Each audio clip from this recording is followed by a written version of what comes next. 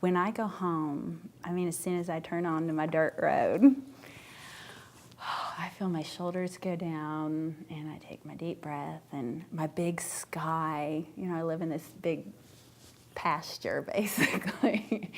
So to be able to go out on my porch and see all my stars, and, you know, I can just breathe there, and you talk about gaining perspective. I mean, this is my mission field, this is my workplace, but it stays here.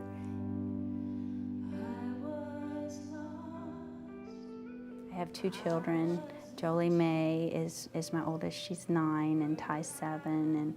And when Ty was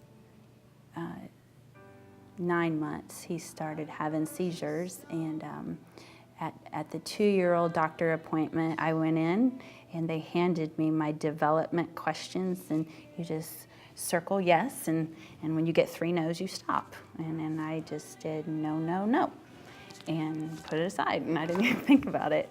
And they came back in with an autism test, and again, I thought he did very well, and I was just answering all these questions, and then they came back in with this face, and the nurse came in with this face, and we think your son has autism.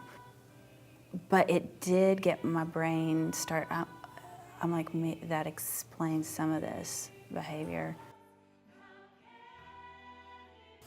Jolee May is exactly like me. she's my mini me, which sometimes just kind of slaps you in the face. You know, when she gets all sassy, I'm like, Joe said that sounds exactly like you. She loves to be the boss and be in charge. In fact, I think some of that has to do with Ty. She was such a huge helper with him.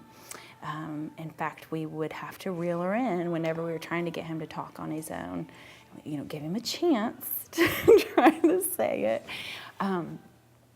But bless her heart, she took a lot from him. Like, Ty would, you know,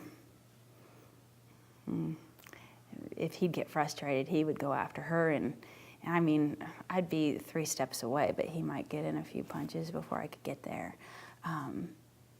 Now, I tell you that because it has created such a personality in her of acceptance of those whose brains are different than her own. We've been saying that Ty's brain is different than yours, and so everything is not going to be exact around here. You know, he's going to need some different consequences, some different rules, different expectations, and she understands that. The teachers at Spencer Elementary Preschool, they taught my son how to talk. They taught him how to make friends.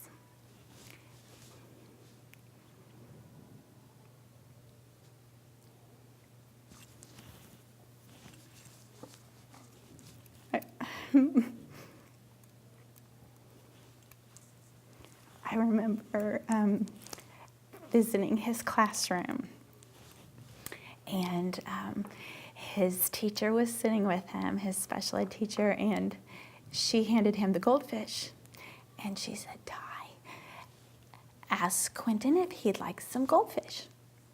So Ty says, "Quentin, do you want some goldfish?" Quentin said, "Yes." So Ty would go. So she had to feed him the words to learn how to socialize with those kids.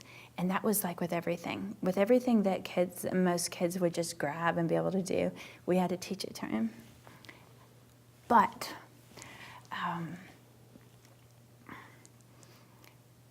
that has not only changed me as a person, but a teacher. I mean, when I get kids in here that with disabilities,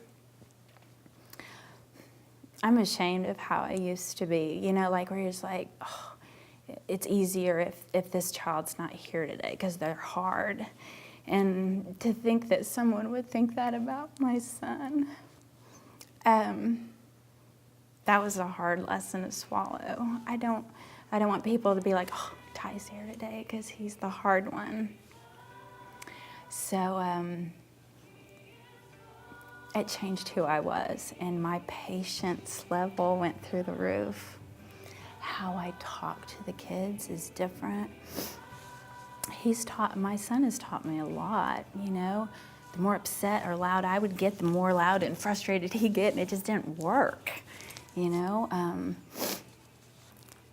So he's taught me a lot about being a good teacher and just a mom.